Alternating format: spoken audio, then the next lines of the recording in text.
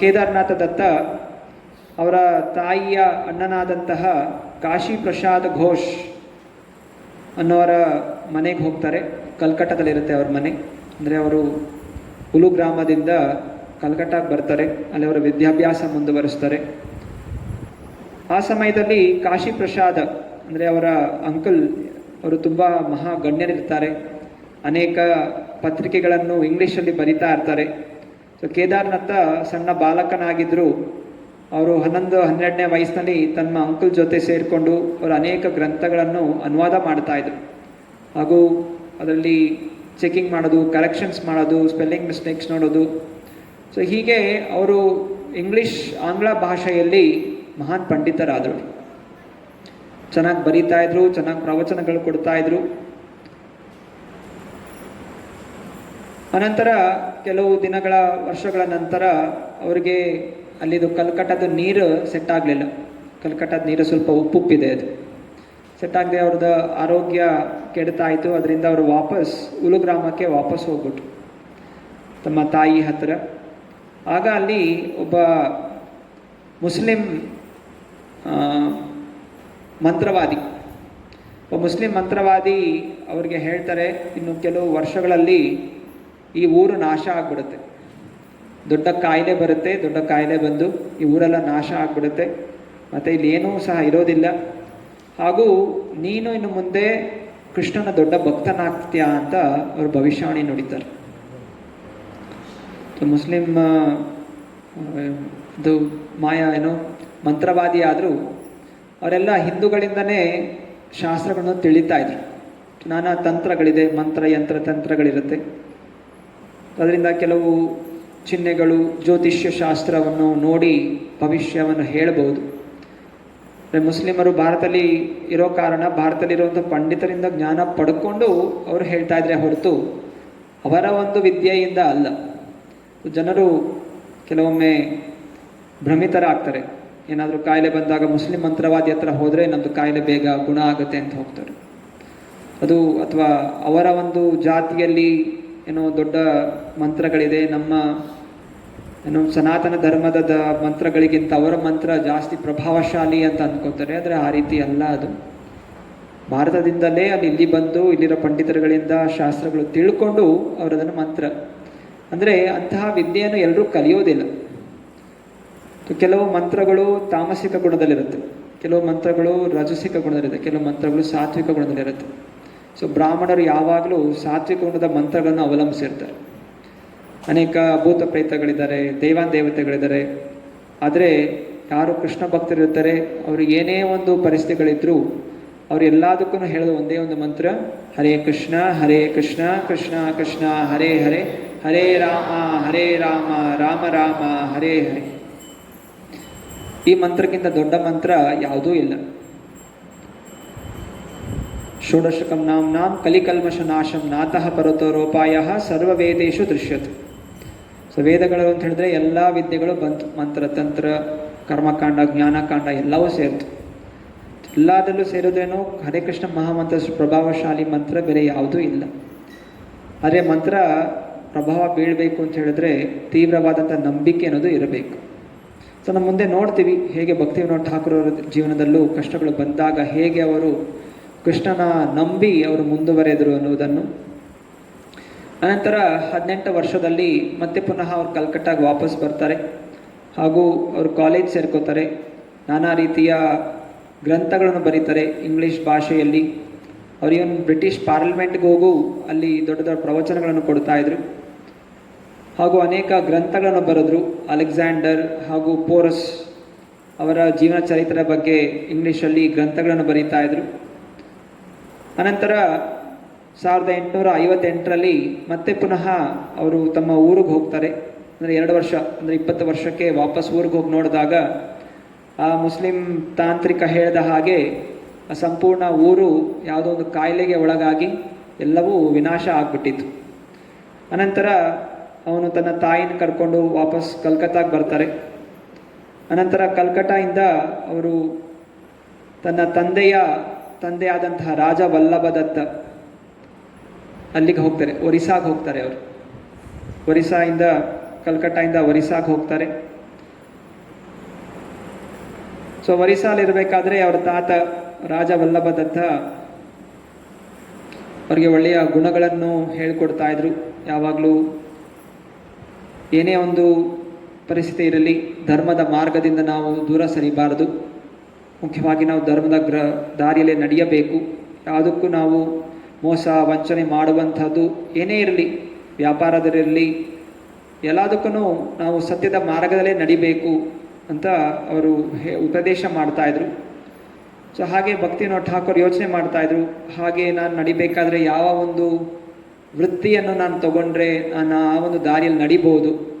So ಹೀಗೆ ಚಿಂತನೆ ಮಾಡ್ತಾ ಅವರು ಒಂದು ಶಾಲೆಯಲ್ಲಿ ಟೀಚರ್ ಆಗಿ ಅವರು ಕೆಲಸ ಸೇರ್ಕೋತಾರೆ. ಕೇಂದ್ರ ಚಟ್ಟಿ ಗ್ರಾಮ, ಒರಿಸ್ಸಾದಲ್ಲಿ ಚಟ್ಟಿ ಗ್ರಾಮ ಅನ್ನುವಂತಹ ಊರಿದೆ, ಅಲ್ಲಿ ಅವರು ಇಂಗ್ಲೀಷ್ ಟೀಚರ್ ಆಗಿ ಅವರು ಸೇರ್ಕೋತಾರೆ. ಶ್ರೀ ಗೌರ್ನಿಥ ಆಯ್ಕಿ, ಶ್ರೀ ರಾಧಾ ಶ್ಯಾಮಚಂದ್ರ ಭಗವಾನಕಿ.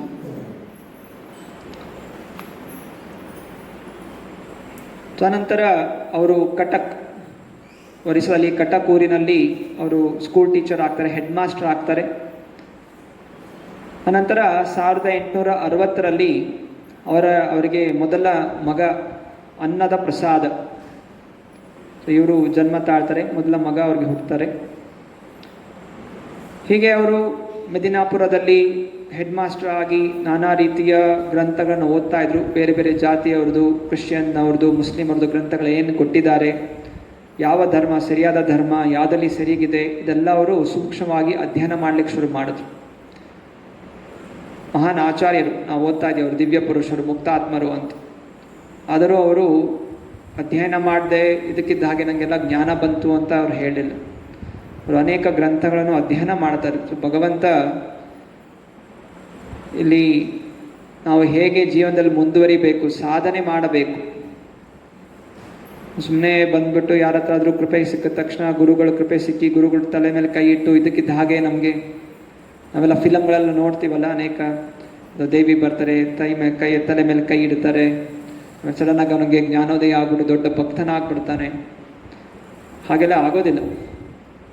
ಎಲ್ಲ ಸೀಮವಾಗಿ ಕೃಪೆ ಇದ್ದರೆ. ಆದರೂ ಇಲ್ಲಿ ತೋರಿಸ್ತಾ ಇರೋದು ಸಾಧನೆ. ಯಾವುದೇ ಇರಲಿ, ಎಂತಹ ಕಷ್ಟಗಳಿರಲಿ, ಆದರೂ ನಮ್ಮ ಸಾಧನೆ ಅನ್ನೋದು ಮಾಡಬೇಕು. ನಮ್ಮ ನಿತ್ಯ ಜಪ ಮಾಡಬೇಕು, ಅಧ್ಯಯನ ಮಾಡಬೇಕು, ಕಷ್ಟಪಡಬೇಕು. ಸೊ ಯಾವಾಗ ನಾವು ಕಷ್ಟಪಡ್ತೀವಿ, ಅಧ್ಯಯನ ಮಾಡ್ತೀವಿ, ನಮ್ಮ ಹೃದಯ ಶುದ್ಧೀಕರಣ ಆಗುತ್ತೆ, ಭಗವಂತನ ಕೃಪೆ ನಮಗೆ ಸಿಗುತ್ತೆ. ಭಗವಂತನ ಕೈಯಲ್ಲಿದೆ ಯಾರು ಕೃಪೆ ಕೊಡಬೇಕು ಇಲ್ಲ ಅಂತ. ಸೊ ಈ ಭಕ್ತಿವಿನೋದ್ ಠಾಕೂರ್ ಬಾಲ್ಯದಲ್ಲಿದ್ದರೂ ಅವರಿಗೆ ಬಾಲ್ಯದಿಂದಲೇ ಅವರು ಎಲ್ಲ ಕೃಷ್ಣ ಭಕ್ತಿಯಲ್ಲಿ ಮುಂದುವರಿತಾರಲ್ಲ, ನಾನಾ ರೀತಿ ಗ್ರಂಥಗಳನ್ನ ಅಧ್ಯಯನ ಮಾಡ್ತಾ ಇದ್ರು. ಏನೇನು ಕೊಟ್ಟಿದ್ದಾರೆ ಎಲ್ಲ ತಿಳಿದು ಭಗವಂತ ಒಂದು ಸಮಯದಲ್ಲಿ ಅವರಿಗೆ ಆ ಕೃಪೆಯನ್ನು ತೋರಿಸ್ಕೊಡ್ತಾನೆ. ಅವ್ರು ಯಾರು ಅಂತ ಸ್ವರೂಪವನ್ನು, ಆ ಕೃಪೆಯನ್ನು ಅವ್ರಿಗೆ ಆಶೀರ್ವಾದ ಮಾಡ್ತಾರೆ. ಅಲ್ಲಿ ತನಕ ಸಾಧನೆ ಅನ್ನೋದು ನಾವು ಮಾಡಲೇಬೇಕು. ಹೀಗೆ ಅವರು ಅಧ್ಯಯನ ಮಾಡ್ತಾ ಚೈತನ್ಯ ಮಹಾಪ್ರಭುಗಳ ನಾನಾ ಗ್ರಂಥಗಳನ್ನು ಓದ್ತಾ ಇದ್ರು. ಹೀಗೆ ಅವರು ಬೇರೆ ಬೇರೆ ಗ್ರಂಥಗಳ ಅಧ್ಯಯನ ಮಾಡಿ ಅವ್ರಿಗೆ ಅನ್ನಿಸ್ತು, ಈ ಚೈತನ್ಯ ಚರಿತಾಮೃತದಲ್ಲಿ ಕೊಟ್ಟಿರುವಂತಹ ಒಂದು ಮಾರ್ಗ ಇದು ಸೂಕ್ತವಾಗಿದೆ. ಇಲ್ಲಿ ಕೊಟ್ಟಿರುವಂತಹ ಈ ಭಕ್ತಿ ಮಾರ್ಗ, ಈ ಮಾರ್ಗದಲ್ಲಿ ನಾವು ನಡಿಬೇಕು ಅನ್ನುವಂತಹ ಒಂದು ನಂಬಿಕೆ ಭಕ್ತಿವಿನೋದ್ ಠಾಕೂರ್ಗೆ ಬರುತ್ತೆ. ಅನಂತರ 1861ರಲ್ಲಿ ಅವರ ಮೊದಲ ಹೆಂಡತಿ ಅವರು ತೀರ್ಕೊಂಡ್ಬಿಡ್ತಾರೆ. ಅವ್ರ ಹೆಂಡತಿ ತೀರ್ಕೊಂಡ ನಂತರ ಕೆಲವು ದಿವಸಗಳ ನಂತರ ಅವರಿಗೆ ಮತ್ತೆ ಪುನಃ ವಿವಾಹ ಆಗತ್ತೆ. ಭಾಗ್ಯವತಿ ಡೇ ಅನ್ನೋರ ಜೊತೆ ಅವ್ರಿಗೆ ವಿವಾಹ ಆಗತ್ತೆ. ಅನಂತರ ಅವರು ಪಶ್ಚಿಮ ಬಂಗಾಳದ ಡೆಪ್ಯೂಟಿ ಮ್ಯಾಜಿಸ್ಟ್ರೇಟ್ ಆಗಿ ಅವರಿಗೆ ಪ್ರಮೋಷನ್ ಆಗುತ್ತೆ. ಆ ಕೆಲಸವನ್ನು ಸ್ವೀಕಾರ ಮಾಡ್ತಾರೆ. ಹಾಗೂ ಅಲ್ಲೂ ಅವರು ಅನೇಕ ಗ್ರಂಥಗಳನ್ನು ಬರೀತಾರೆ. ಹಾಗೂ 1-2 ಕವಿತೆಗಳನ್ನು ಬರೀತಾರೆ ಬೆಂಗಾಲಿಯಲ್ಲಿ, ವಿಜಯಗ್ರಾಮ ಮತ್ತು ಸನ್ಯಾಸಿ ಅಂತ. ಒಂದು ವಿಶೇಷವಾದಂತಹ ಶೈಲಿಯಲ್ಲಿ ಈ ಕವಿತೆಗಳನ್ನು ಬರೀತಾರೆ ಬೆಂಗಾಲಿ ಭಾಷೆಯಲ್ಲಿ. ಅನಂತರ ಅವರು ಚಪರ ಅನ್ನುವಂತಹ ಜಿಲ್ಲೆಗೆ ಡೆಪ್ಯೂಟಿ ಮ್ಯಾಜಿಸ್ಟ್ರೇಟ್ ಹಾಗೂ ಡೆಪ್ಯೂಟಿ ಕಲೆಕ್ಟರ್ ಆಗ್ತಾರೆ. ಹಾಗೂ ಆ ಸಮಯದಲ್ಲಿ ಅವರು ಪರ್ಷಿಯನ್ ಮತ್ತು ಉರ್ದು ಭಾಷೆಗಳನ್ನು ಕಲಿತಾರೆ. ಬೆಂಗಾಲಿ, ಇಂಗ್ಲಿಷ್, ಪರ್ಷಿಯನ್, ಉರ್ದು ಈ ಭಾಷೆಗಳನ್ನು ಅಧ್ಯಯನ ಮಾಡ್ತಾರೆ. ಅನಂತರ ಅವರು ಶ್ರೀಮದ್ ಭಾಗವತ ಹಾಗೂ ಚೈತನ್ಯ ಚರಿತಾಮೃತ ಈ ಗ್ರಂಥಗಳನ್ನು ಅಧ್ಯಯನ ಮಾಡಲಿಕ್ಕೆ ಶುರು ಮಾಡ್ತಾರೆ. ಬಾರಿ ಬಾರಿ ಅಧ್ಯಯನ ಮಾಡ್ತಾ ಇದ್ದ ಹಾಗೆ ಅವ್ರಿಗೆ ಚೈತನ್ಯ ಮಹಾಪ್ರಭುಗಳ ಬಗ್ಗೆ ತುಂಬ ಆಸಕ್ತಿ ಅನ್ನೋದು ಉದ್ಭವ ಆಗ್ತಾ ಇರುತ್ತೆ. ಹಾಗೂ ಚೈತನ್ಯ ಮಹಾಪ್ರಭುಗಳ ಗುಣಗಾನ ಮಾಡ್ತಾ ಅವರೊಂದು ಹಾಡನ್ನು ಬರೀತಾರೆ, ಸಚ್ಚಿದಾನಂದ ಪ್ರೇಮಾಲಂಕಾರ ಅಂತ. ಹೀಗೆ ಅವರು ತಮ್ಮ ಭೌತಿಕ ಕೆಲಸ ಏನಿದೆ, ದೈಹಿಕ ಕೆಲಸ, ಡಿಸ್ಟ್ರಿಕ್ಟ್ ಮ್ಯಾಜಿಸ್ಟ್ರೇಟ್ ಅಂದರೆ ತುಂಬ ಕಠಿಣವಾದಂತಹ ಕೆಲಸ. ಬೆಳಗ್ಗೆಯಿಂದ ಸಾಯಂಕಾಲ ತನಕ ಆ ಜಿಲ್ಲೆಯಲ್ಲಿ ಏನೆಲ್ಲ ಆಗುತ್ತೆ ಅದೆಲ್ಲ ನೋಡ್ಕೊಳ್ಳೋದಿರುತ್ತೆ. ಅದೆಲ್ಲ ಮಾಡ್ತಾನೂ ಅವರು ಭಕ್ತಿ ಅನ್ನೋದು ಮಾಡ್ತಾಯಿದ್ರು. ಮನೆ ಕೆಲಸ, ಮನೆಯಲ್ಲಿ ಪರಿವಾರ ಇದೆ, ಮಕ್ಕಳಿದ್ದಾರೆ, ಹಾಗೂ ಕೆಲಸದ ಒಂದು ರೆಸ್ಪಾನ್ಸಿಬಿಲಿಟಿ ಇದೆ. ಅದರ ಜೊತೆ ಶಾಸ್ತ್ರಗಳನ್ನು ಅಧ್ಯಯನ ಮಾಡ್ತಾ ಮುಂದುವರಿತಾ ಇದ್ರು. ಅನಂತರ ಅವರಿಗೆ ಎರಡನೆಯ ಪುತ್ರ ರಾಧಿಕಾ ಪ್ರಸಾದ ಅವನು ಜನನವನ್ನು ತಾಳ್ತಾನೆ. ಇಲ್ಲಿ ಈ ಚಂಪಾರಣ ಅನ್ನುವಂಥ ಊರಿನಲ್ಲಿ ಇರಬೇಕಾದ್ರೆ ಅಲ್ಲಿರುವಂತಹ ಜನ ಒಂದು ವಟವೃಕ್ಷವನ್ನು ಪೂಜೆ ಮಾಡ್ತಾ ಇದ್ರು. ವಟವೃಕ್ಷ, ಬ್ಯಾನಿಯನ್ ಟ್ರೀ, ಅದರಲ್ಲಿ ಒಂದು ದೆವ್ವ ಇರ್ತಾ ಇತ್ತು. ಸೊ ಆ ದೆವ್ವನ ಪೂಜೆ ಮಾಡೋದ್ರಿಂದ ಕೋರ್ಟಲ್ಲಿ ಏನಾದರೂ ಕೇಸ್ ಇದ್ದರೆ ಆ ಕೇಸ್ ಅವ್ರ ಪರವಾಗಿ ಅದು ಬದಲಾಗ್ತಾ ಇತ್ತಂತೆ. ಸೊ ಹೀಗೆ ಒಂದು ಶಕ್ತಿ, ನಾನಾ ರೀತಿಯ ಜನ ಹೋಗಿ ಆ ದೆವ್ವವನ್ನು ಪೂಜೆ ಮಾಡ್ತಾಯಿದ್ರು. ಭೂತನ ಪೂಜೆ ಮಾಡಿ ಆ ಕೇಸ್ ಏನು ಕೋರ್ಟಲ್ಲಿ ಕೇಸ್ ಇದೆ ತಮ್ಮ ಪರವಾಗಿ ಆಗೋ ರೀತಿ ನಡೀತಾಯಿದ್ರು. ಆವಾಗ ಅಲ್ಲಿ ಭಕ್ತಿವಿನೋದ್ ಠಾಕೂರ್ ಅಲ್ಲೊಬ್ಬ ಪಂಡಿತ ಇರ್ತಾರೆ ಆ ಊರಲ್ಲಿ, ಪಂಡಿತ ರಮಾಭಾಯಿ. ಸೊ ಪಂಡಿತ ರಮಾಭಾಯಿ ಅವರ ತಂದೆ ಅವ್ರಿಗೆ ಹೇಳ್ತಾರೆ, ನೀನು ಈ ಮರದ ಕೆಳಗಡೆ ಶ್ರೀಮದ್ ಭಾಗವತಮನ್ನು ಓದಿ ಅಂತ. ಒಂದು ತಿಂಗಳು ಅವರು ಭಾಗವತಮನ್ನು ಪಠಣ ಮಾಡಿದಾಗ ಆ ಮರ ಒಣಗಿ ಬಿದ್ದೋಗ್ಬಿಡುತ್ತೆ. ಅದು ಅಂದರೆ ಇದ್ದಂತಹ ದೆವ್ವ ಏನಾಗುತ್ತೆ, ಅದು ಹೊಟ್ಟೋಗ್ಬಿಡುತ್ತೆ. ಅದು ಹೀಗೆ ಶ್ರೀಮದ್ ಭಾಗವತದ ಪಠಣದಿಂದ ಒಂದು ಭೂತ ಪ್ರೇತಗಳು ಮುಕ್ತವಾಗುತ್ತೆ ಅನ್ನೋದನ್ನು ಭಕ್ತಿವಿನೋದ್ ಠಾಕೂರ್ ತೋರಿಸ್ಕೊಟ್ಟಿದ್ದಾರೆ. ಹೀಗೆ ಆ ಸಮಯದಲ್ಲಿ ತುಂಬ ಇಂಥ ಮಂತ್ರ ಪಡಿಸುವಂತಹದ್ದು ತುಂಬ ಜಾಸ್ತಿ ಇರ್ತಾಯಿತ್ತು. ಇವಾಗಲೂ ಹಳ್ಳಿಗಳಿಗೆ ಹೋದರೆ ನಾನಾ ರೀತಿಯ ಮಂತ್ರತಂತ್ರಗಳನ್ನು ಮಾಡುವಂತಹ ಜನ ಇವತ್ತು ಕಾಣಬಹುದು. ಹಾಗೆಯೇ ಇಲ್ಲಿ ಒರಿಸ್ಸಾದಲ್ಲಿ ಕಮನಲ ಅನ್ನುವಂತಹ ಊರಿತ್ತು. ಅಲ್ಲಿ ಒಬ್ಬ ದೊಡ್ಡ ಮಂತ್ರವಾದಿ ಇದ್ದ, ಬಿಷಪ್ ಸೇನಾ ಅಂತ. ಬಿಷಪ್ ಸೇನಾ ಅವನು ಬೆಂಕಿ ಪಕ್ಕ ಕೂತ್ಕೊಳ್ಳೋನು, ಮತ್ತು ಮಂತ್ರಗಳು ಹೇಳ್ತಾ ಬೆಂಕಿ ಒಳಗೆ ಹೋಗೋನು, ಬೆಂಕಿಯಿಂದ ಆಚೆ ಬರೋನು. ಅಷ್ಟು ಶಕ್ತಿ ಇತ್ತು. ಅವನು ಯೋಗ ಸಿದ್ಧಿ ಏನೋ ತಪಸ್ಸೆಗಳನ್ನು ಮಾಡಿ ಯೋಗ ಸಿದ್ಧಿ ಪಡ್ಕೊಂಡಿದ್ದ. ಇದರಿಂದ ನಾನಾ ರೀತಿಯ ಜನ, ಊರು ಜನ ಎಲ್ಲ ಅವ್ರಿಗೆ ಬಂದು ನಾನಾ ರೀತಿಯ ಐಶ್ವರ್ಯಗಳನ್ನು ಕೊಡುವಂತಹದ್ದು ಇದೆಲ್ಲ ಮಾಡ್ತಾಯಿದ್ರು. ಈ ಒಂದು ಯೋಗ ಸಿದ್ಧಿಯಿಂದ ತುಂಬ ಪ್ರಭಾವಶಾಲಿಯಾಗಿ ಅವನು ಅನೈತಿಕವಾದಂತಹ ಸ್ತ್ರೀ ಸಂಘವನ್ನು ಮಾಡ್ತಾ ಇದ್ದ. ಅವನೇ ಅಂದ್ಕೊಳ್ತಾ ಇದ್ದ, ನಾನೇ ಕೃಷ್ಣ, ಅದರಿಂದ ಎಲ್ಲ ಸ್ತ್ರೀಯರು ಯಾರೆಲ್ಲ ಇದ್ದಾರೆ ಅವರೆಲ್ಲ ಗೋಪಿಕೆಯರು, ನಾನು ಕೃಷ್ಣ ಅಂತ ಹೇಳಿ ಅನೇಕ ಅನೈತಿಕ ಸಂಬಂಧಗಳನ್ನು ಮಾಡ್ತಾ ಇದ್ದ. ಒಂದು ದಿವಸ ಇಂತಹ ಅಹಂಕಾರದಲ್ಲೇ ಅವನು ಘೋಷಣೆ ಮಾಡ್ದ, ಇನ್ನು ಮುಂದೆ ಈ ಬ್ರಿಟಿಷ್ನೆಲ್ಲ ಓಡಿಸ್ಬಿಟ್ಟು ನಾನೇ ಈ ದೇಶಕ್ಕೆ ರಾಜನಾಗ್ತೀನಿ ಅಂತ ಅವನು ಜೋರಾಗಿ ಘೋಷಣೆ ಮಾಡ್ದ. ಅವಾಗ ಅಲ್ಲಿ ಊರು ಜನ ಎಲ್ಲ ಅದನ್ನೇ ಕೂಗ್ತಾ ಇದ್ರು, ಜೈಕಾರ ಮಾಡ್ತಾ ಇದ್ರು, ಬಿಷಪ್ ಸೇನ್ಗೆ ಜಯವಾಗಲಿ, ಅವನೇ ನಮ್ಮ ಮುಂದಿನ ನಾಯಕ, ದೇಶದ ನಾಯಕ ಅಂತ. ಆಗ ಬ್ರಿಟಿಷರಿಗೆ ಗೊತ್ತಾಗ್ಬಿಡುತ್ತೆ ಇನ್ನು ಈ ಥರ ಏನೋ ಸಂಚು ಮಾಡ್ತಾ ಇದ್ದಾನೆ ಅಂತ. ಅದರಿಂದ ನಮ್ಮ ಬ್ರಿಟಿಷ್ ಸರ್ಕಾರದ ವಿರುದ್ಧ ಸಂಚು ಮಾಡಿದನ್ನ ಏನಾದರೂ ಮಾಡಬೇಕು ಅಂತ ಹೇಳಿ ಅವರು ಆದೇಶ ಕೊಡ್ತಾರೆ, ಅವನ್ನ ಬೇಗ ತೆಗೆದುಹಾಕಿ ಅಂತ. ಆದರೆ ಯಾರಿಗೂ ಧೈರ್ಯ ಬರ್ತಾ ಇಲ್ಲ ಮುಂದೆ ಹೋಗಲಿಕ್ಕೆ. ಅನಂತರ ಬ್ರಿಟಿಷ್ ಸರ್ಕಾರ ಭಕ್ತಿವಿನೋದ್ ಠಾಕೂರ್ ನೇಮಿಸುತ್ತೆ, ನೀನು ಹೋಗಿ ನನಗೇನಾದರೂ ಮಾಡು ಅಂತ. ಸೊ ಭಕ್ತಿವಿನೋದ್ ಠಾಕೂರ್ ಹೋಗಿ ಅವರನ್ನು ಭೇಟಿ ಆಗ್ತಾರೆ. ಸೊ ಭೇಟಿಯಾದಾಗ ಅವನು ಅನೇಕ ತನ್ನ ಸಿದ್ಧಿಗಳನ್ನು ಪ್ರದರ್ಶನ ಮಾಡ್ತಾನೆ. ಅಗ್ನಿ ಒಳಗಡೆ ಹೋಗುವಂತಹದ್ದು, ಅಗ್ನಿಯಿಂದ ಆಚೆ ಬರುವಂತಹದ್ದು. ಮತ್ತು ಅವನ ಜೊತೆ ಇನ್ನೂ ಇಬ್ಬರು ಸಹಚರಿಗಳಿರ್ತಾಯಿದ್ರು. ಅವರಿಗೆ ಬ್ರಹ್ಮ ಮತ್ತು ಶಿವ ಅಂತ ಹೆಸರಿಟ್ಟಿದ್ದ. ಅವರಿಬ್ಬರು ಬ್ರಹ್ಮ ಶಿವ ಮತ್ತು ತಾನು ವಿಷ್ಣು ಅಂತ. ಸೊ ಬ್ರಹ್ಮ ವಿಷ್ಣು ಮಹೇಶ್ವರ, ಈ ಥರ ನಾವು 3 ಜನ ಈ ಜಗತ್ತಿನ ಪಾಲಕರು ನಾವಿಲ್ಲಿ ಜನಿಸಿದ್ದೇವೆ ಅಂತ ಹೇಳಿ ಅವನು ಆ ರೀತಿ ಪ್ರಚಾರ ಮಾಡ್ತಾ ಇದ್ದ. ಸೊ ಭಕ್ತಿವಿನೋದ್ ಠಾಕೂರ್ ಅವನ್ನೆಲ್ಲ ಯೋಗ ಸುದ್ದಿಗಳನ್ನು ನೋಡಿ ಗೊತ್ತಾಗುತ್ತೆ ಇವನೊಬ್ಬ ತಂತ್ರವಾದಿ ಅಂತ. ಮತ್ತು ಹೇಳ್ತಾರೆ, ಬಾ ಹೋಗಿ ಜಗನ್ನಾಥನ ದರ್ಶನ ಮಾಡ್ಕೊಂಡು ಬರೋಣ ಅಂತ. ಆವಾಗ ಬಿಷಪ್ ಸೇನ ಹೇಳ್ತಾನೆ, ಆ ಕಟ್ಟಿಗೆಯ ಒಂದು ಗೊಂಬೆ ನೋಡಲಿಕ್ಕೆ ನಾನ್ಯಾಕೆ ಹೋಗಬೇಕು, ನಾನೇ ಜಗನ್ನಾಥ, ನಾನೇ ಕೃಷ್ಣ, ನಾನೇ ಇಲ್ಲಿರಬೇಕಾದ್ರೆ ನಾನು ಯಾವ ಗುಡಿಗೆ ಹೋಗೋ ಅವಶ್ಯಕತೆ ಇಲ್ಲ ಅಂತ ಅವನು ಹೇಳ್ತಾನೆ. ಯಾವಾಗ ಆ ರೀತಿ ಹೇಳ್ತಾನೆ, ಭಕ್ತಿವಿನೋದ ಠಾಕೂರ್ ತುಂಬ ಕೋಪ ಬಂದ್ಬಿಡುತ್ತೆ. ತುರಂತವಾಗಿ ಒಂದು 20-30 ಜನ ಸೇರಿಸ್ಕೊಂಡ್ಬಿಟ್ಟು ಅವನ ಬಂಧಿಸ್ಬಿಡ್ತಾರೆ. ಹೇಳ್ಕೊಂಡು ಹೋಗ್ಬಿಟ್ಟು ಜೈಲಿಗೆ ಹಾಕ್ಬಿಡ್ತಾರೆ ಅವನು. ಮತ್ತು 18 ದಿವಸ ಅವನ ಮೇಲೆ ಕೇಸ್ ಆಗುತ್ತೆ. ಪ್ರತಿ ದಿವಸ ಬೇರೆ ಯಾರ್ದೆಲ್ಲ ತೊಂದರೆಗಳಾಗಿತ್ತು ಅವರೆಲ್ಲ ಕೇಸ್ ಬಂದು ಹೇಳ್ತಾ ಇದ್ರು, ದೂರು ಸಲ್ಲಿಸ್ತಾ ಇದ್ರು, ಈ ರೀತಿ ಅವನ್ನೆಲ್ಲ ಮಾಡಿದ್ದಾನೆ, ಅತ್ಯಾಚಾರ ಮಾಡಿದ್ದಾನೆ ಅಂತೆಲ್ಲ ಕೇಸ್ಗಳು ಪ್ರತಿ ದಿವಸ ನಡೀತಾ ಇತ್ತು. ಆದರೆ ಬಿಷಪ್ ಸೇನ ಏನು ಮಾಡ್ತಾ ಇದ್ದ, ಜೈಲಲ್ಲಿ ಕೂತ್ಕೊಂಡಿದ್ರು ಅವನೊಂದು ವ್ರತ ಮಾಡ್ತಾ ಇದ್ದ. ಊಟ ತಿಂಡಿ ನೀರು ಎಲ್ಲ ಬಿಟ್ಬಿಟ್ಟಿದ್ದ. ಊಟ ತಿಂಡಿಯೆಲ್ಲ ಬಿಟ್ಬಿಟ್ಟು ಅವನು ಏನೋ ಮಂತ್ರಗಳನ್ನು ಪ್ರಯೋಗ ಮಾಡ್ತಾ ಇದ್ದ. ಸೊ ಇದರಿಂದ ಭಕ್ತಿವಿನೋದ ಠಾಕೂರರ ಮಗಳು, ಅವಳು ಕಾಯಿಲೆ ಬಂದು ಮಲ್ಕೊಂಡ್ಬಿಟ್ಟಿದ್ದು, ನೆನ್ ಸಾಯೋ ಸ್ಥಿತಿ ಬಂದ್ಬಿಟ್ಟಿತ್ತು. ಅಂತಹ ಒಂದು ಪರಿಸ್ಥಿತಿ ತನಕ ತಂದಿದ್ದ. ಸೊ ಭಕ್ತಿವಿನೋದ ಠಾಕೂರ್ ಗೊತ್ತಾಯಿತು, ಇದೆಲ್ಲ ಆಗ್ತಾ ಇರೋದು ಈ ತಂತ್ರವಾದಿಯಿಂದನೇ ಅಂತ. ಮತ್ತು ತಂತ್ರವಾದಿ ಭಕ್ತಿವಿನೋದ ಠಾಕೂರ್ಗೂ ಎಚ್ಚರಿಕೆ ಕೊಡ್ತಾನೆ, ನೀನು ನನ್ನ ಬಿಡುಗಡೆ ಮಾಡಲಿಲ್ಲ ಅಂತ ಹೇಳಿದ್ರೆ ನೀನೆಲ್ಲ ಪರಿವಾರವನ್ನು ಸಂಹಾರ ಮಾಡಿಬಿಡ್ತೀನಿ ಅಂತ. ಆಮೇಲೆ ಭಕ್ತಿವಿನೋದ ಠಾಕೂರ್ಗೂ ಕೊನೆ ದಿವಸ 18ನೇ ದಿವಸ ಕೇಸ್ ನಡೀತಾ ಇರಬೇಕಾದ್ರೆ ಅವ್ರಿಗೂ ಜ್ವರ ಬಂದ್ಬಿಟ್ಟು ಮಲ್ಕೊಂಡ್ಬಿಟ್ಟಿರ್ತಾರೆ, ಎದ್ದೇಳಕ್ಕೂ ಆಗ್ತಾ ಇರೋದಿಲ್ಲ. ಆದರೂ ಆ ಪರಿಸ್ಥಿತಿಯಲ್ಲಿ ಅವರು ಬಂದು ಅವರು ಕೇಸ್ ಡಿಕ್ಲೇರ್ ಮಾಡಿ ಇವನನ್ನು ಗಲ್ಲಿಗೇರಿಸ್ಬೇಕು, ಇವನ್ನ ಜೈಲಿಗೆ ಪರ್ಮನೆಂಟಾಗಿ ಹಾಕಬೇಕು ಅಂತ ಹೇಳಿ ಭಕ್ತಿವಿನೋದ ಠಾಕೂರ್ನ ಎತ್ಕೊಂಡು ಬರ್ತಾರೆ. ಅವ್ರಿಗೆ ನಡಿಲಿಕ್ಕೂ ಆಗೋದಿಲ್ಲ. ಆದರೂ ಅಂಥ ಸ್ಥಿತಿಯಲ್ಲಿ ಅವರು ಕೃಷ್ಣನ ಮಂತ್ರನ ಜಪ ಮಾಡ್ತಾ ಅವರು ಬರ್ತಾರೆ. ಕೇಸಲ್ಲಿ ಇವನ್ನ ಜೈಲಿಗೆ ಹಾಕಬೇಕು, ಜೀವಾದಿ ಶಿಕ್ಷೆ ಕೊಡಬೇಕು ಅಂತ ಹೇಳಿ ಅವ್ರು ಅನೌನ್ಸ್ ಮಾಡ್ತಾರೆ. ಮತ್ತು ಅಷ್ಟರಲ್ಲಿ ಒಬ್ಬ ಬ್ರಿಟಿಷ್ ಅವನು ಕೆಲವು ಈ ತಂತ್ರವಾದಿಗಳ ಜೀವನದ ಬಗ್ಗೆ ಅಧ್ಯಯನ ಮಾಡಿರ್ತಾರೆ. ಅಲ್ಲಿ ಇರುತ್ತೆ, ಕೆಲವು ತಂತ್ರವಾದಿಗಳಿಗೆ ಕೂದಲಲ್ಲಿ ಶಕ್ತಿ ಇರುತ್ತೆ ಅಂತ.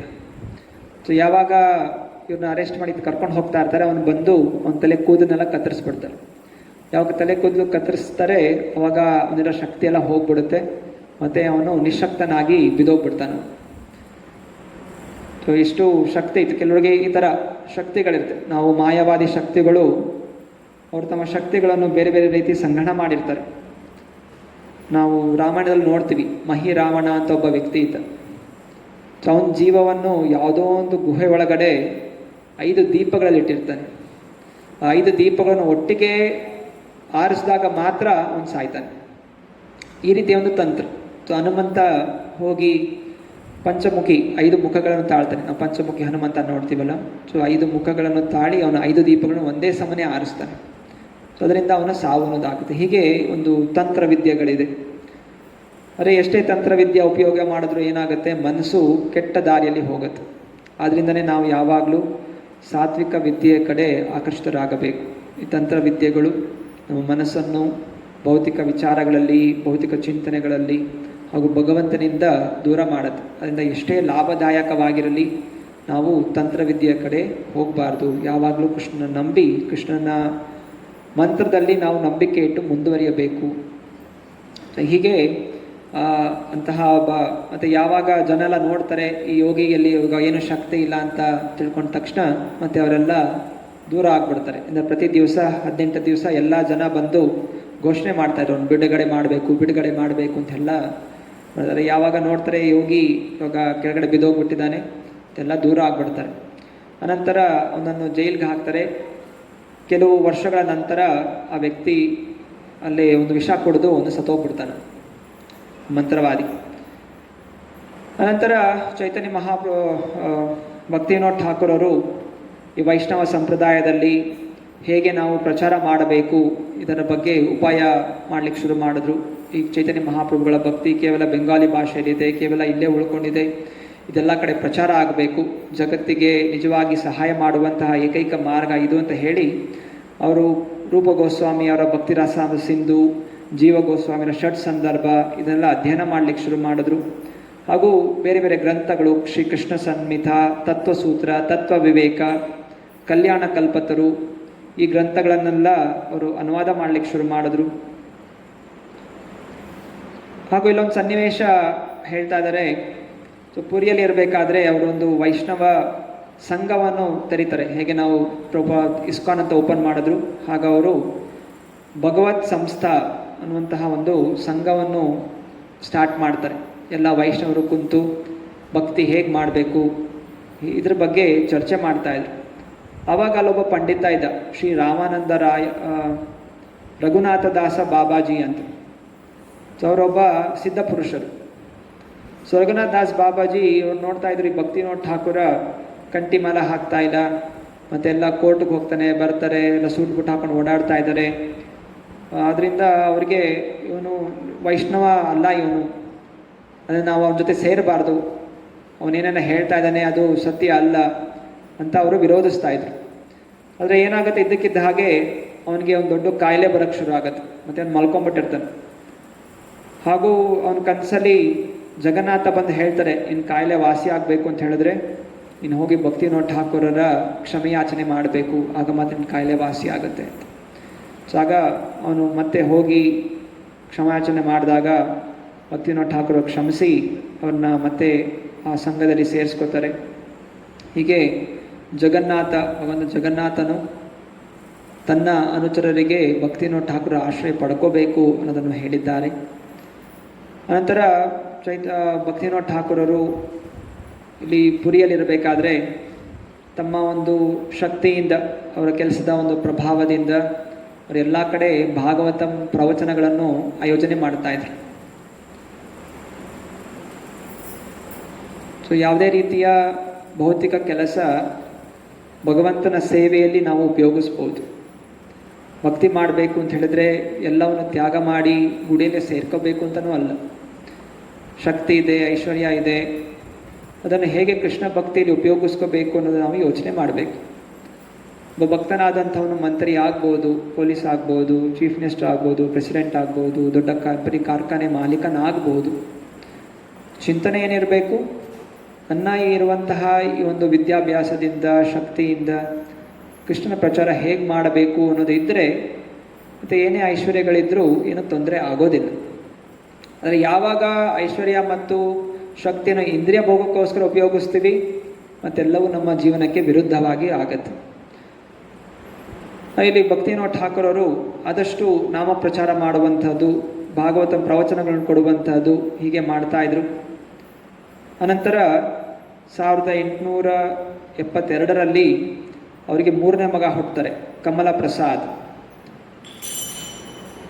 ಅನಂತರ 1874ರಲ್ಲಿ ಅವರ 4ನೇ ಮಗನ ಹುಟ್ಟುತ್ತಾರೆ, ಅವರೇ ಬಿಮಲ ಪ್ರಸಾದ್.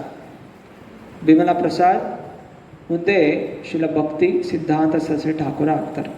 ಭಕ್ತಿವಿನೋದ್ ಠಾಕೂರ್ ಅವರ 4ನೆಯ ಮಗ ಶ್ರೀಲ ಭಕ್ತಿ ಸಿದ್ಧಾಂತ ಠಾಕೂರ್. ಸೊ ನಂತರ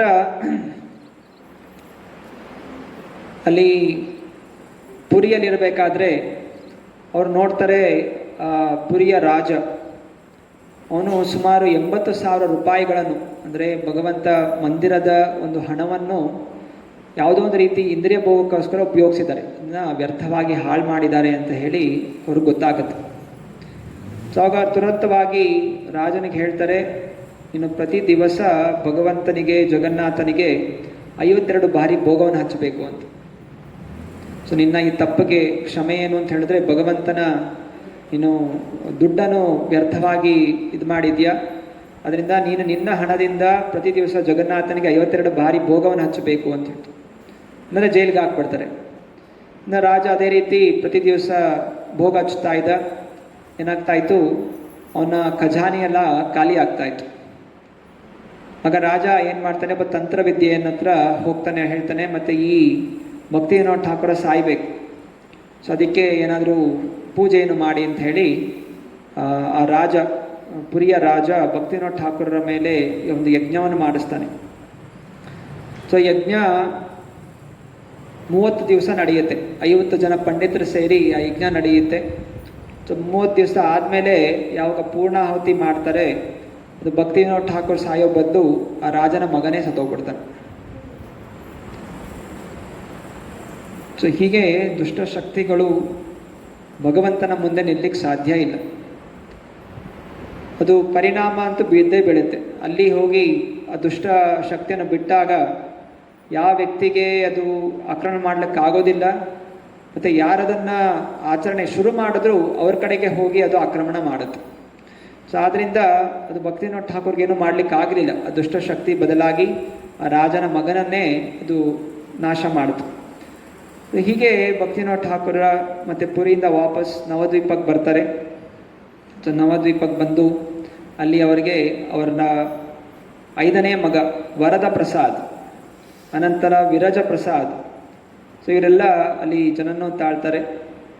ಅನಂತರ ಅವರು ಬಿಪಿನ್ ಬಿಹಾರಿ ಗೋಸ್ವಾಮಿ ಅವರಿಂದ ದೀಕ್ಷೆಯನ್ನು ಪಡ್ಕೋತಾರೆ. ಸೊ ಪಾಂಚರಾತ್ರಿಕ ವಿಧಿಯ ಪ್ರಕಾರ ಅವರು ದೀಕ್ಷೆಯನ್ನು ಪಡ್ಕೋತಾರೆ. ಅನಂತರ ಅವರಿಗೆ 7ನೇ ಮಗ ಲಲಿತ ಪ್ರಸಾದ್, ಇಷ್ಟು ಅವರಿಗೆ ಮಕ್ಕಳು ಹುಟ್ಟುತ್ತಾರೆ. ಇಷ್ಟು ಪರಿವಾರ ಇದ್ದರೂ ನಡೀತಾ ಇತ್ತು ಜೀವನ ಅಲ್ಲ. ಜನ ಮುಂಚಿನ ಸಮಯದಲ್ಲಿ ಆಪರೇಷನ್ ಮಾಡ್ಕೊಳ್ಳೋದು ಇದೆಲ್ಲ ಮಾಡ್ತಾ ಇರಲಿಲ್ಲ. ಎಲ್ಲವೂ ಭಗವಂತನ ಪ್ರಸಾದ ಎಂದು ತಿಳಿದು ಅದೆಲ್ಲ ಹೆಸರು ಅವ್ರು ಕೊಡ್ತಾರೆ. ಲಲಿತ ಪ್ರಸಾದ್, ಬಿಮಲ ಪ್ರಸಾದ್, ಭಗವಂತನ ಪ್ರಸಾದ. ಸೊ ಮಕ್ಕಳು ನಮ್ಮ ಒಂದು ಆಸ್ತಿ ಅಲ್ಲ. ಸೊ ಭಗವಂತ ಯಾವ್ಯಾವ ಜೀವಕ್ಕೆ ಯಾವ್ಯಾವ ರೀತಿಯ ದೇಹವನ್ನು ಕೊಡಬೇಕು ಅಂತಿದ್ದಾನೆ.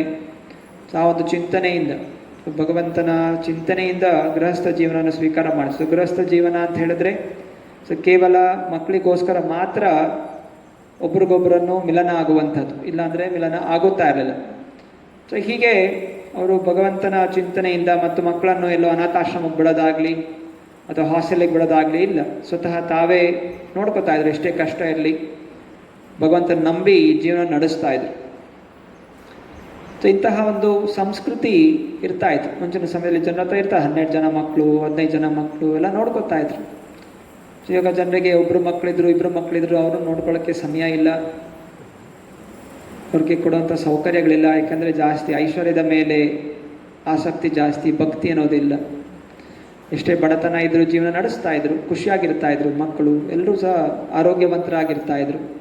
ಮುಂಚಿನ ಸಮಯದಲ್ಲಿ ಐಶ್ವರ್ಯ ಏನಿತ್ತು, ಆರೋಗ್ಯ. ಇವಾಗ ಜನರ ಹತ್ರ ಆರೋಗ್ಯ ಇಲ್ಲ, ಓಡಾಡ್ಲಿಕ್ಕಾಗಲ್ಲ, ನಡಿಲಿಕ್ಕಾಗಲ್ಲ, ಸುಸ್ತು ಸುಸ್ತು ಸುಸ್ತು, ಒಂದು ಕೆಲಸ ಮಾಡಲಿಕ್ಕಾಗಲ್ಲ. ಇಬ್ಬರು ಅವ್ರಿಗೆಲ್ಲ ಏನೇ ತಿನ್ಸಿದ್ರು ಒಂದು ಕೆಲಸ ಮಾಡಲಿಕ್ಕೆ ಆಗೋದಿಲ್ಲ. ಸೊ ಇಂಥ ಒಂದು ಪರಿಸ್ಥಿತಿ. ಯಾಕಂದರೆ ಭಕ್ತಿ ಅನ್ನೋದು ಇಲ್ಲ. ಸೊ ಯಾವಾಗ ಮನಸ್ಸು ಚೆನ್ನಾಗಿರುತ್ತೆ, ದೇಹ ಚೆನ್ನಾಗಿರುತ್ತೆ.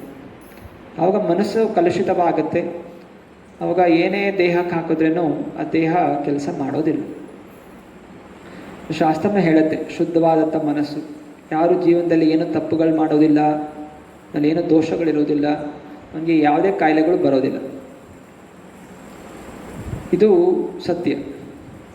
ಜನಕ್ಕೆ ಯಾಕೆ ಈ ದಿನ ಎಲ್ಲ ರೀತಿಯ ಕಾಯಿಲೆಗಳು ಬರ್ತಾ ಇದೆ? ಯಾಕೆ ಜನರಲ್ಲಿ ಸತ್ಯತೆ ಅನ್ನೋದು ಇಲ್ಲ, ಒಳ್ಳೆಯ ಸಂಸ್ಕಾರ ಅನ್ನೋದು ಇಲ್ಲ. ಇಲ್ಲ ದುಷ್ಟ ಕಾರ್ಯಗಳು ಮಾಡ್ತಾ ಇರೋದ್ರಿಂದ ಅದರ ಕರ್ಮದ ಫಲವಾಗಿ ನಾನಾ ರೀತಿಯ ಕಷ್ಟಗಳು ಬರುತ್ತೆ. ಅಂದರೆ ಯಾರು ಧರ್ಮದ ಮಾರ್ಗದಲ್ಲಿ ನಡೀತಾನೆ, ಧರ್ಮೋ ರಕ್ಷತಿ ರಕ್ಷಿತ. ಸೊ ಅದರ ಅರ್ಥ ಏನು?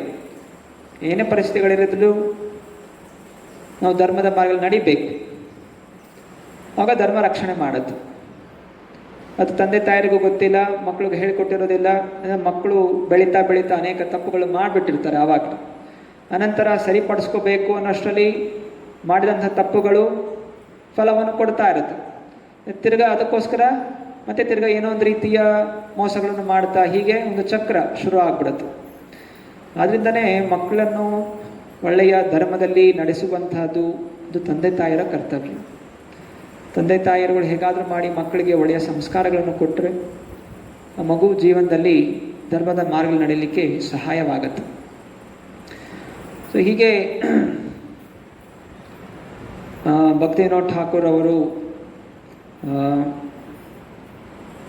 ದೀಕ್ಷೆಯನ್ನು ಸ್ವೀಕಾರ ಮಾಡಿ ಅನಂತರ ಅವರು ಕಾಶಿ, ಪ್ರಯಾಗ, ಮಥುರಾ, ಬೃಂದಾವನ ಇಲ್ಲಿಗೆಲ್ಲ ತೀರ್ಥಯಾತ್ರೆ ಹೋಗ್ತಾರೆ. ಅಲ್ಲಿ ಅವರಿಗೆ ಶ್ರೀ ಜಗನ್ನಾಥ ದಾಸ್ ಬಾಬಾಜಿಯವರು ಭೇಟಿ ಆಗ್ತಾರೆ. ಸೊ ಜಗನ್ನಾಥ ದಾಸ್ ಬಾಬಾಜಿ ಅವರು ಮಹಾನ್ ಭಕ್ತರು. ಹಾಗೂ ಅವರು ನವದ್ವೀಪ, ಬೃಂದಾವನ ಹೀಗೆ 6 ತಿಂಗಳು ನವದ್ವೀಪದಲ್ಲಿ, 6 ತಿಂಗಳು ಬೃಂದಾವನದಲ್ಲಿ ಅವರು ಓಡಾಡ್ತಾ ಇದ್ರು. ಸೊ ಅವರ ಒಂದು ತಪಸ್ಯವನ್ನು ನೋಡಿ ಭಕ್ತಿವಿನೋದ್ ಠಾಕೂರ್ ಅವರನ್ನು ಶಿಕ್ಷಾಗುರು ಆಗಿ ಸ್ವೀಕಾರ ಮಾಡ್ತಾರೆ. ಅವರ ದೀಕ್ಷಾಗುರು ಬಿಪಿನ್ ದಾಸ್ ಬಿಹಾರಿ ಆದರೂ ಅವರು ಯಾವಾಗಲೂ ಸಮಯ ಕಳೀತಾ ಇದ್ದಿದ್ದು ಜಗನ್ನಾಥ ದಾಸ್ ಬಾಬಾಜಿ ಇತ್ತು. ಜಗನ್ನಾಥ ದಾಸ್ ನಮ್ಮ ಒಂದು ಗುರು ಪರಂಪರೆಯಲ್ಲಿ ನಾವು ನೋಡ್ಬೋದು. ಭಕ್ತಿವಿನೋದ್ ಠಾಕೂರ್ ಅವರ ಗುರುಗಳಾಗಿರಿ ಜಗನ್ನಾಥ ದಾಸ್ ಬಾಬಾಜಿಯವರ ಒಂದು ಭಾವಚಿತ್ರ ಇದೆ. ಅಂದರೆ ನಮ್ಮ ಒಂದು ಪರಂಪರೆ ಏನಿದೆ ಕೇವಲ ದೀಕ್ಷೆಯಿಂದ ಅಲ್ಲ, ಬದಲಾಗಿ ಶಿಕ್ಷಾ ಹಾಗೂ ದೀಕ್ಷೆ, ಭಕ್ತಿಗೆ ಸಂಬಂಧಪಟ್ಟ ಇದರಲ್ಲಿ ಏನು ಇದೆ ಜ್ಞಾನ ಕೊಡ್ತಾ ಇದ್ದಾರೆ. ಆ ಒಂದು ಗುರುಗಳನ್ನು ಜನ ಸ್ವೀಕಾರ ಮಾಡ್ತಾ ಇದ್ದೀವಿ. ನಂತರ ಅವರು ವೃಂದಾವನದಿಂದ ಕಲ್ಕಟ್ಟಾಗೆ ಬಂದರು. ಸೊ ಅಲ್ಲಿ ಗಿರಿಧರ ಒಂದು ವಿಗ್ರಹವನ್ನು ಅವರು ಪೂಜೆ ಮಾಡ್ತಾಯಿದ್ರು.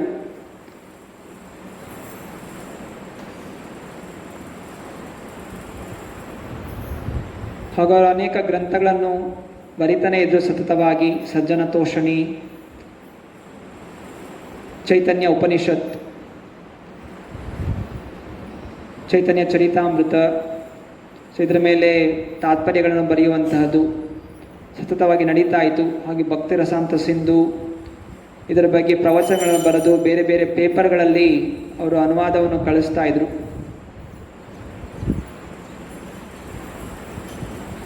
ಒಂದು ದಿವಸ 1887ರಲ್ಲಿ 1887 ಅವಾಗ ಅವರಿಗೆ ಕನಸಲ್ಲಿ ಶ್ರೀ ಚೈತನ್ಯ ಮಹಾಪ್ರಭುಗಳು ಅವತರಿಸ್ತಾರೆ. ಶ್ರೀ ಚೈತನ್ಯ ಮಹಾಪ್ರಭುಗಳು ಅವತರಿಸಿ ಹೇಳ್ತಾರೆ, ನೀನು ನಿಶ್ಚಯವಾಗಿ ವೃಂದಾವನಕ್ಕೆ ಹೋಗ್ತೀಯಾ, ಆದರೆ ಅಲ್ಲಿ ಹೋಗ್ಲಿಕ್ಕಿಂತ ಮುಂಚೆ ನೀನು ಇಲ್ಲಿ ನವದ್ವೀಪದಲ್ಲಿ ಕೆಲವು ಸೇವೆಗಳನ್ನು ಮಾಡಬೇಕು. ಆ ಸೇವೆಗಳನ್ನು ಮಾಡಿ ಪೂರ್ಣಗೊಳಿಸಿ ಅನಂತರ ನೀವು ವೃಂದಾವನಕ್ಕೆ ಹೋಗ್ಬೋದು ಅಂತ ಚೈತನ್ಯ ಮಹಾಪ್ರಭುಗಳು ಅವ್ರಿಗೆ ಹೇಳ್ತಾರೆ.